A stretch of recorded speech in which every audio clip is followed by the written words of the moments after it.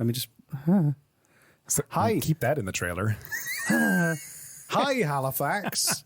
It's me, Reese, from Canadian Politics is Boring, with Jesse from Canadian Politics is Boring. Hello. And we've got a live show. We should have run this. Reese loves improving. We've got a live show do you in hear person. This totally sounds scripted, doesn't it? Yeah. No, we're doing it. We're finally doing a live show in person, in the flesh. If you are in Halifax, Nova Scotia, this Thursday, August the 19th at around 6 p.m. ish, we will be in Grand Parade in downtown Halifax, performing on stage the Halifax Trivia. Ultimate Halifax Trivia. Or Ultimate Halifax Quiz. This is a really good trailer. I messed this up so much. It's fine. So Reese is going to come up with questions for about Halifax, and me and other participants, other comedians are going to be tested, and for a undisclosed prize that he's going to present to the winner. It's free.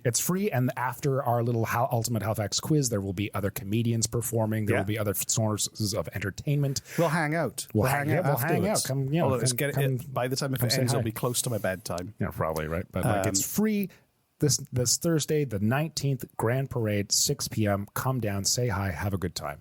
And if you don't live in Halifax or Nova Scotia, you live in a different province, I'm very sorry. Thanks for listening to our ad for other people having a good time that you can't join in on. Just because you were born in the wrong province, we can't help that. So yeah, that's kind of sad. On with the show.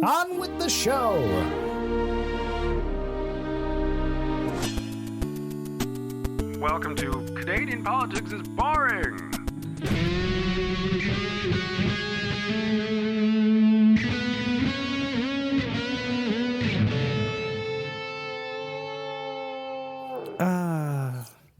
Canadian Politics is Boring is back. Yay! Oh, are we recording? We are recording. I was just being jubilant and happy in general for the fact that wasn't even for the audience. That was just for us. That was just for us. Yeah. Me and Jesse have managed to dress exactly the same by accident for this record. There is a picture on our Instagram. We don't even need to do a call to action. If you want to see me and Jesse dressed the same accidentally, I think we've been hanging out too long. Yeah, it's these clown cargo shorts. Stop stealing my style. I mean, hello. I think you're stealing my style. Well, I don't know. I think I dress like a typical. We're finally merging into one body and mind. So welcome to Canadian Politics is Boring. I am Jesse, and this is Reese. Sorry, you're talking over the intro, man. What the hell? Fuck. Jesse's just had his second vaccination. He wasn't going to get it done, but I did convince him. That is not true at all. How come it took you so long? Because the studies that have shown that the longer that you wait between first dose and second dose of the mRNA vaccines, the stronger your antibody response is. So like up to a certain point, I believe it's 18 weeks. So if you were to get a first dose and then like the next week get your second dose versus someone who get their first dose and then wait 3 months and get their second dose, the second person would have a much stronger antibody response and overall be better protected. And living in Nova Scotia, where our numbers are so incredibly low, and with my incredibly low social life of not seeing anybody, just hanging out by myself in my room all the time, I figured it was a safe bet to try. I thought you just forgot. No. Turns out you had a very thoughtful... Oh, really? I just jumped in for my second one as soon as I could. And I kind of felt like... I felt like I had a hangover and a really sore arm. So it was like I had a big night out. Yeah. I got drunk, partied really hard, fell over onto my arm, forgot a kind of injury you forget. They're so drunk you forget about your injury, and then I wake up with a terrible hangover and my arm hurts and I don't know why. So I had all the benefit of the feeling of after a great night out, but without the great night out. Instead, just a person jabbing my arm. A few hours ago, and I feel fine. I mean, maybe a tiny bit tired, but like.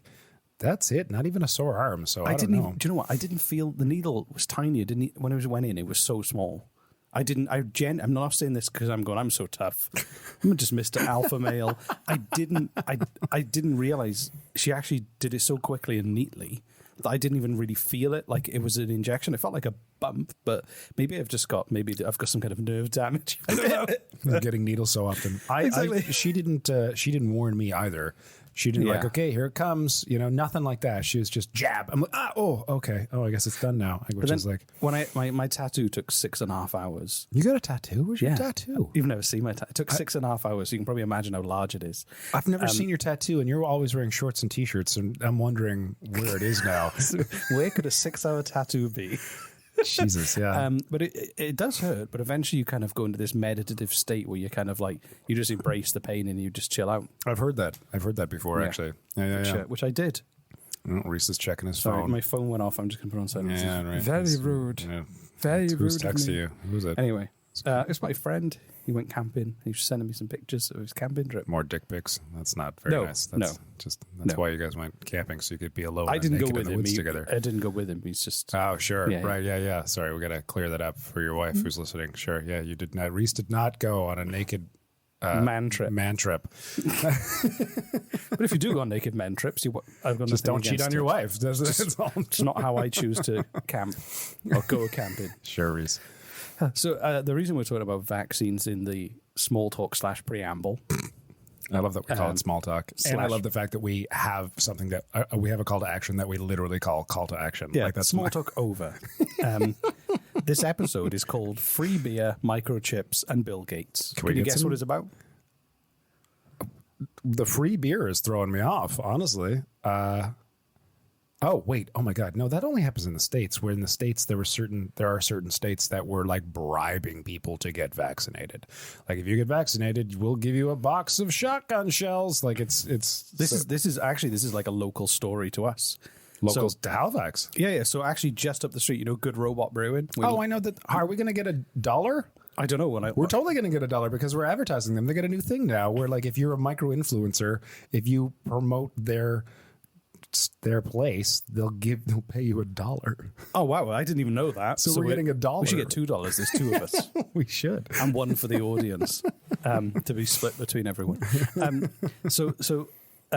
This is from a news article from Huddle, which is a local news organization, from July the 15th, 2021, by Trevor Nichols.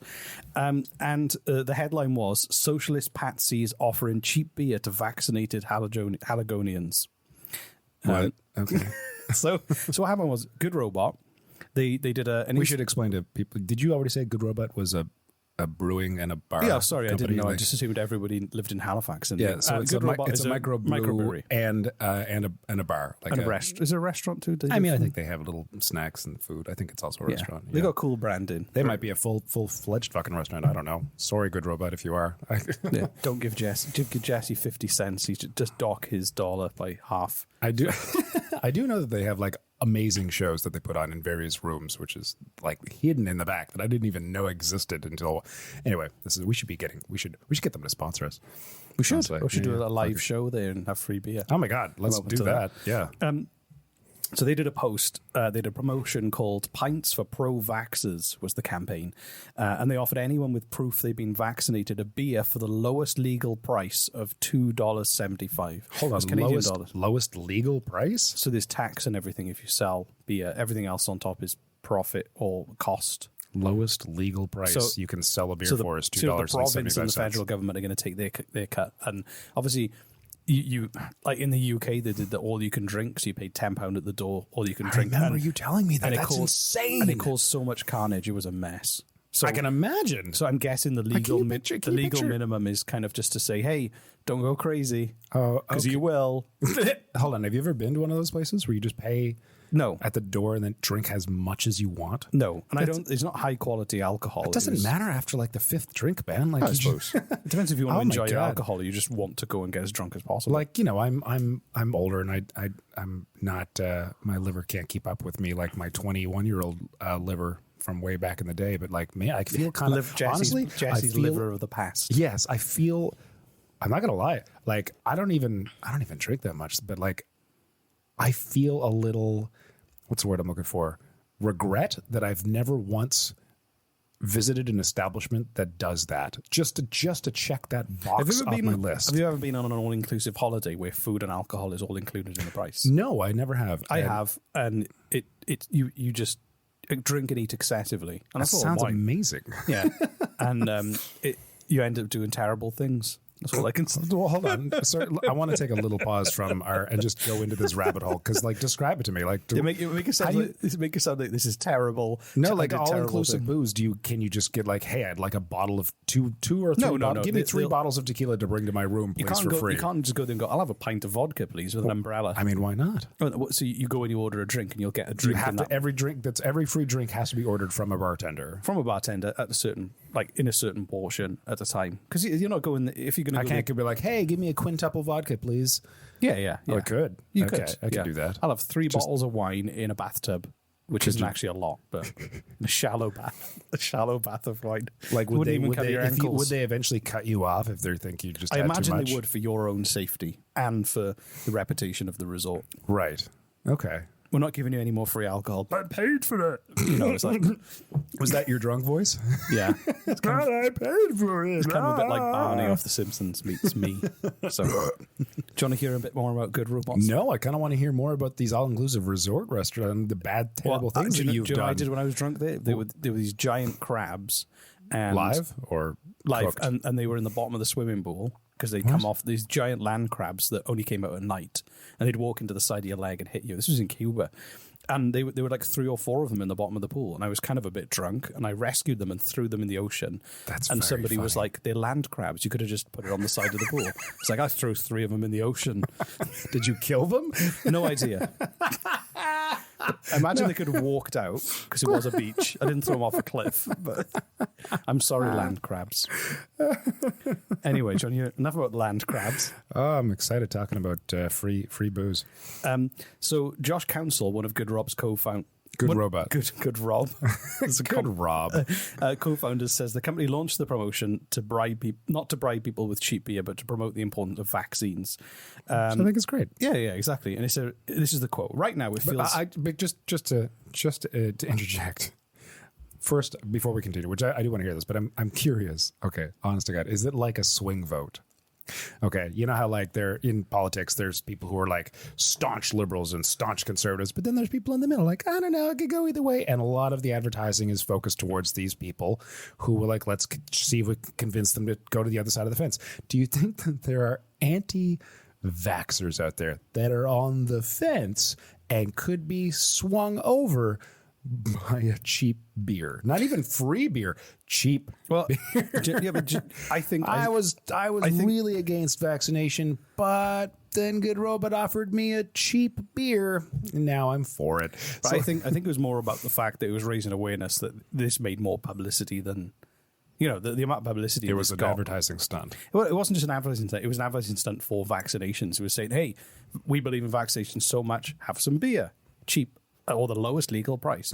But I genuinely think that the anti-vaxxers are really vocal. They're a small minority of the population. Yes, but they're very loud in Canada anyway. Yeah, and they're very loud. And what you'll get is these people who are maybe immediate family members, children, friends, who are, as they kind of very loudly talk about their anti-vax stuff, are influencing those people around them. But I think those people can be convinced. There's some people who would never be convinced to get vaccinated. Right. But there's people who have been inundated with so much information, some of which is false, from a variety of sources that they genuinely don't know what to believe. Yeah, and yeah. that's really unfortunate. That. I want a free beer or a cheap beer. Right. It's fine. Because not everybody, and generally not everyone. Some people have just gone through the pandemic without even really caring. It really does suck living in an age of misinformation and living where we get our information, we get our news from media sources such as, I can't believe I'm calling Twitter and Facebook a media source, but it's a source where you can get media, whether that media is of quality or not. It doesn't, I mean, it's a place to get media, and a lot of people do. And the fact that we're right now, like if you think about it, if back in the 50s, right, 60s, 70s, 80s, fuck it, 90s, if you listened to the news, right, you could be fairly certain that it was true, right? Well, also as well, the anchor. You didn't have to think about it. No, but you'd see the same news anchor every day give you the news. You built trust with them. Yeah, exactly. You were like, that's right. That's Mr. Anchor. I love him. Mr. Anchor. He's so confident. What an insane coincidence that he went to be an anchor, Mr. Anchor. Njau's Anchor. That's his name. He's from Sweden. And But now we're living in and picture not elderly, but older folk who have lived through those times where you just trust the news. And now we're living in a time where you can't trust the news. You literally have to research what news you're getting and where the source of this news is going from, because there are huge swarms of news that it's just straight up lying to you for ratings. The and thing is, clicks, as well, if you grew up with like 4 channels, was Canada the same as the UK? When I was a kid, we had 4 channels. We had, when I was young, one channel was in language I couldn't speak, even though I'm CBC, Welsh. Yeah, we had CBC that was on most of the day. Yeah. So and then like channel 3 and 4, that was pretty much it. But if you're like of an older generation and you used to go, hey, this is news, you go, oh, I trust the news, because you grew up your whole life having news from a reputable source. Of course, so when people see dodgy news websites, and I think a lot of the reason why a lot of people have been radicalized to Trump in the US was they saw these sites that looked like news and they were used to trusted news, and it was so easy to go down that rabbit hole. That's what I'm saying, right? Yeah, whereas younger generations now are a lot more disconcerting about where they choose. They have to selectively. Right? They grew up in a place where they grew up in an environment where you have to be selective of the information that is coming towards you, else you could end up on. And there's so much of it. There's just a ridiculous, even if you take ridiculous trust amount out of it, there's so much. Yeah. Anyway, we're talking about a brewery giving free cheap beer. So is it still happening? I don't know. We should go up there and find. We should walk up there and find out. It's walking distance from where we are now. Right now, it feels as if the government is coming up with the entire direction. It's just sort of trickling down to the rest of us. And you seem to hear a lot of negative media and not a lot of supportive media. We thought we could veer towards the latter. That's the negative media. Josh Council, the co-founder. No, as in like they want to fight the negative media. Oh, by like a local business jumping on board saying get vaccinated. I think it's great. I think it's great. He says encouraging vaccinations. This is going to get dark real quick. Isn't No. it? So Did someone die? They're encouraging vaccinations because he says it protects his staff, and they want to have positive conversations around vaccines, because it's true. Staff, regulars, they all benefit from the vaccine. Oh golly, Jesse, I've got some great news. We've had a fresh delivery from the ad man. Gee whiz, Reese, really? From the ad man? Smell them, they're fresh. Ads. Hi, welcome to Finders Grievers, a happy-ish podcast about sad things. My name is Shohana Sharmin. I'm a Bangladeshi Canadian writer, theater artist, and comedian. In 2017, I lost my mother to lung cancer. It was devastating. I felt lost and hopeless and alone. But the year I lost my mother, I learned just how alone I wasn't. Grief is one of the single most fundamental human experiences, and sharing and connecting with others who had been through it was healing for my soul. It's this connection that helped me find some lightness in it all. Finders Grievers is a podcast about the universally felt yet rarely discussed experience of grieving. Each week, I'll be sitting down with a guest to discuss love, loss, and everything in between. Sometimes we'll laugh, sometimes we'll even cry a little bit. Both are allowed. So, shall we find some grievers? Finders Grievers is coming to the Sonar Network on May 6th. Subscribe wherever you get your podcasts and join us, won't you? Hello, I'm Chris Locke. I'm James Hartnett. And I'm Michael Balazzo. And we're the hosts of comedy podcast Evil Men. It's a podcast where comedians, us, joke around about different bad guys, rude dudes, and sometimes murderers. Yeah, we might talk about a horrible person like Jeffrey Dahmer. A depraved maniac from ancient Rome like Caligula. Or even sometimes a mean cartoon character like Gargamel. Because the things he did to the Smurfs were just awful. Yeah, we talk about all these things, but most of the time we're joking, you understand? We're comedians. We're foolish by nature. Catch us on the Sonar Network and download us wherever you get your podcasts.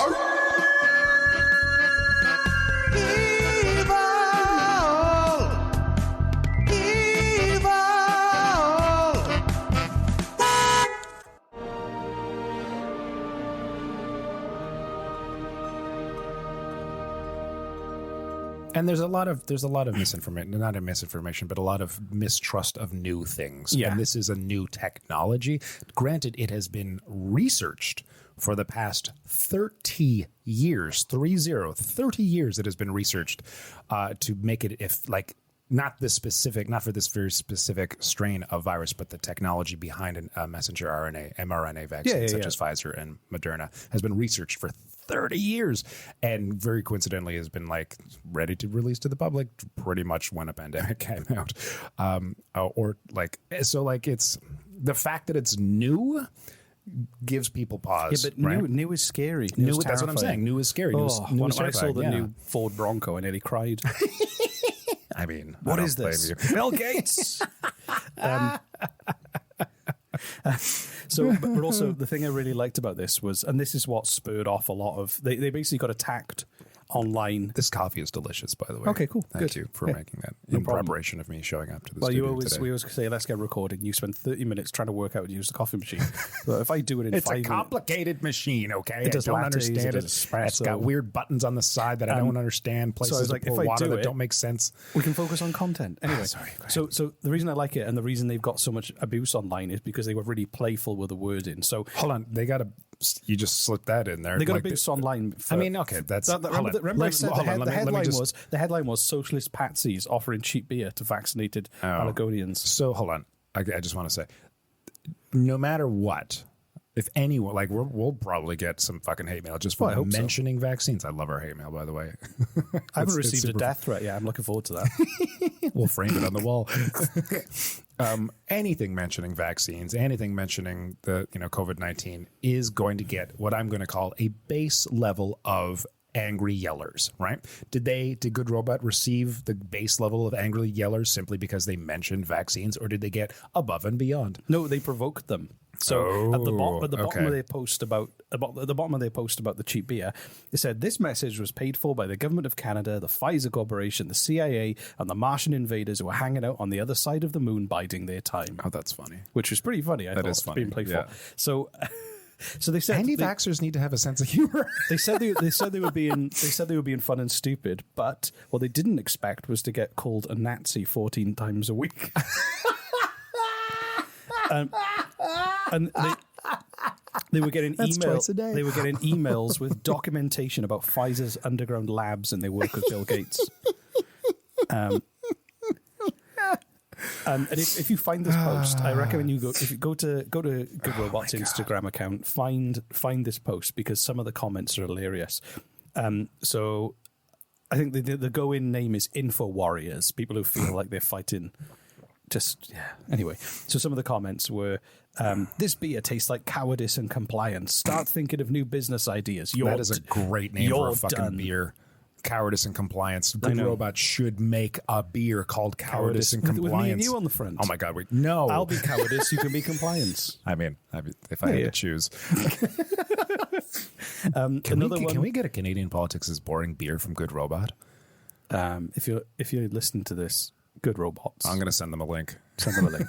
I will, but no, seriously, We should. We'll make the artwork. We're not just talking about another local brewery again, just to get more free beer from somebody else. But, if you're going to, if it's going to happen, we're here now. So, another comment said the fact that the Canadian government, via newly informed information propaganda wing in the military, paid Cambridge Analytica's parent company over $1 million in 2018 to teach the Liberals how to down.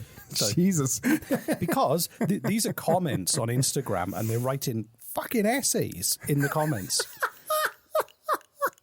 Like the fact that the Canadian government, via a newly formed information propaganda wing in the military, paid Cambridge Analytica's parent company over $1 million in 2018 to teach the Liberals how to shape attitudes, beliefs, and behaviours of Canadian citizens, and use social media news agencies like CBC and ex-military generals to feed propaganda to his citizens. Again, look it up. Even CBC did a story on it. But we should just trust our government, who seeks to use psychological warfare tactics on us, right? I mean, and they did 4 Y's, so that's why I said right. Oh, okay. I mean, to be fair to that commenter, our government did try to convince a town of people that there were wolves. Yeah, but look how shit they were at it.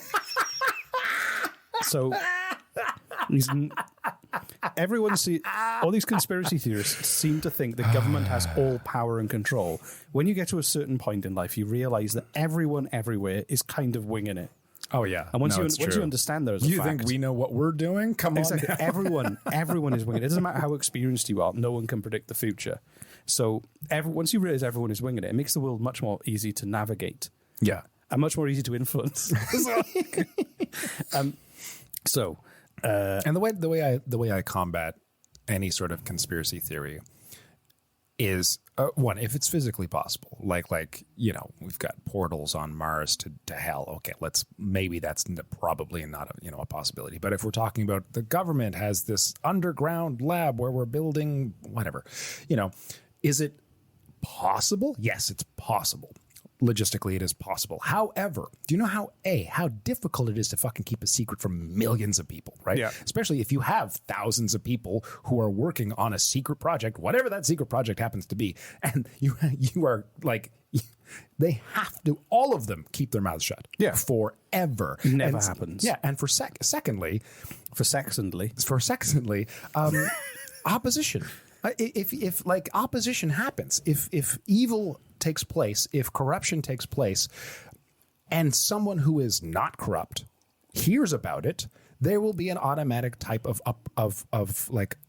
not oppression, but opposition to that force. It's natural. Yeah. If anything is left unchecked and unguarded with unlimited time and money, yes, you can do insane things, but that rarely is the case. Yeah. And also, all these people saying that it's a conspiracy and that is all these big pharmaceutical companies looking to make money.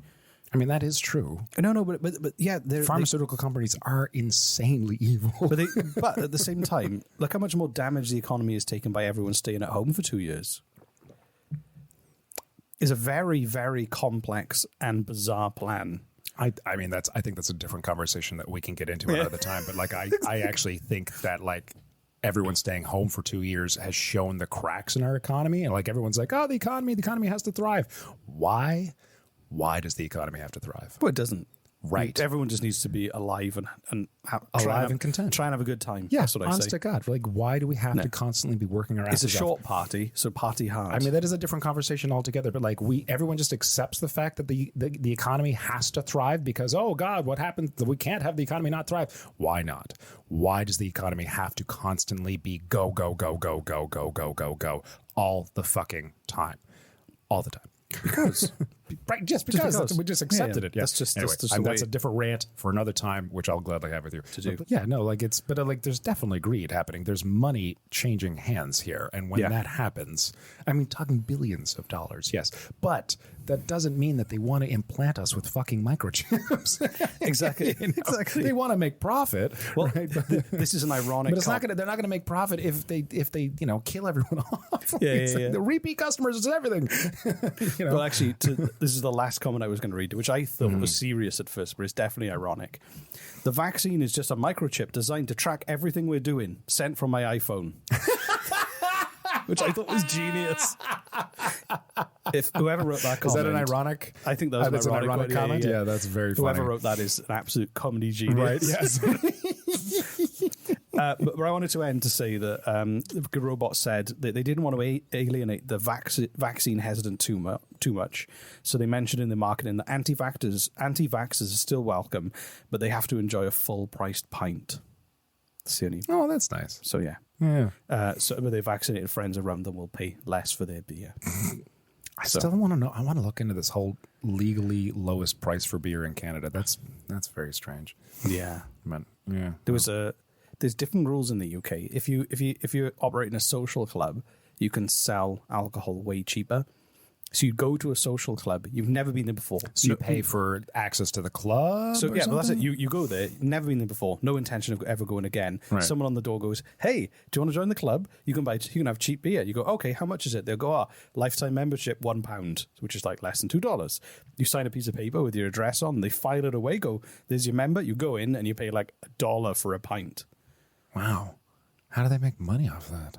Well, because their costs are really low because they operate as a social club and there's less tax involved, so they can still make a profit. Just less goes to the government. So right, it's kind of fun. I won't mention it. There's a place. If you're in Halifax, you probably know where I'm talking about. I'm unclear of the legality system, but there's a difference between a pub and like a club sort of thing, like a private club that you need to have membership to and a password at the door and stuff like that. And I think it works differently than a club. Maybe it's taxed differently. There's different closing times. There's different prices for beer. And there's one of these places in Halifax that when you go in, you have to sign your name as a member of this club. And there's a password on the door, like to get in. And no one tells you what the password is. No one. Oh, you're talking about the speakeasy? No.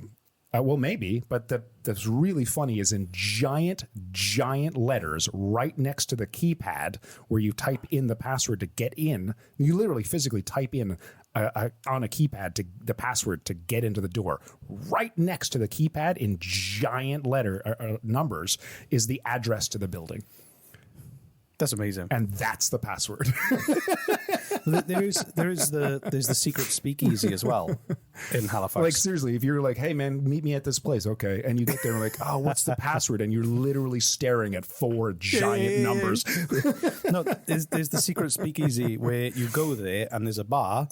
And if you find out the password, I think the password is like in That's code. the middle spoon you're talking about. Spoon, yeah. I love the middle spoon. And then you say that if you say that week's password to the barman, he opens this door to the secret speakeasy to another secret bar below. I've been there a few times, and it was, you know what, when it first started, it was actually kind of cool because it was secret. Yeah. You had to be kind of invited in a sense, like, oh, you guys are cool people. And of course, they probably said this to everybody, but like, they were like, hey, you seem cool like dudes. Yeah, like you seem like you'd enjoy this sort of thing. Here, just we're say podcasters, this. we're cool. And they'd slip a piece of paper across to you and like, here, just say this next time you're in. And you'd have to kind of slip it into the conversation with your bartender. It was really neat. And now it's just like, hey, do you want to go? Just like sign up for our email, and they just mail you the password, and you don't really even have to be like, hey, man, can it just go to the speakeasy now? Trying to work it into a conversation with the bartender. It was a lot more fun when it first started, but it's still a really cool place to go. That sounds good. Well, anyway, this has been...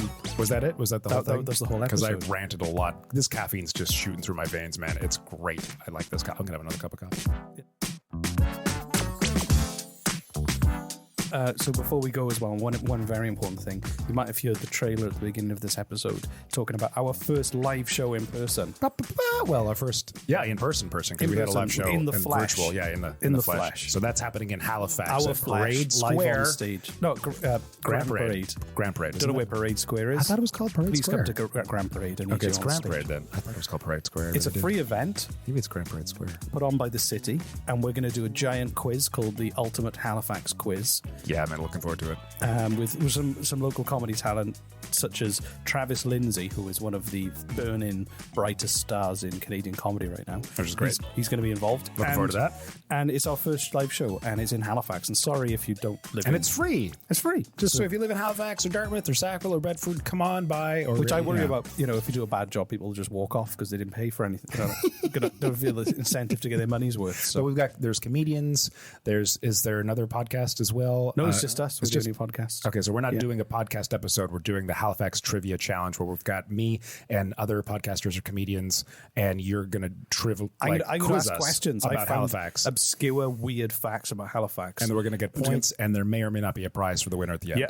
Okay. Yeah. And when is this? This is this Thursday in Grand Parade at 6 p.m. roughly. roughly 6 p.m. Roughly Okay. 6 p.m. Depends on... and there's going to be music and comedians and maybe other things. I don't know. there are other things. What things are there? Entertainment Okay. of various forms.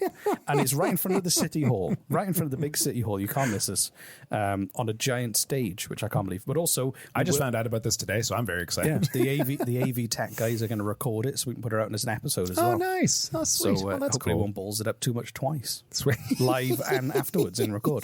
So, so if you want to come, it's August the 19th. 2021, in case you listen to this in the future and you've missed it, you're going to miss a great night. I hope we can all be there. Bring your friends. Don't bring your children, for God's sake, because I'm probably going to swear like a fucking sailor. Yeah. No, I'm not. Yeah. It's going to be a family-friendly event, by the is way. it really? Oh, great. Yeah, So I should really hone that in. Yeah, you say frig. Fudge it. Count. Say count. Count? Oh, God. Cool. Well, let's go now. Okay. Thanks so much for sticking us in your ear holes just the way you like it, all snug in there. And thanks so much for coming back every week. We love you so much. We're so appreciative that we have the audience that we have and that you like our show. Honest to God, we've been doing this for a year and a half now, and we love it. And we never thought that the show would grow as big as it did. And it's all thanks to you guys, honest to God. So thank you so much. And yeah, we'll talk to you guys soon. That was heartfelt and warm and squishy inside. It's all right, isn't it? Yeah, Reese is kind of indifferent. Yeah. He's like, I'm joking. I'm happy. Thank you.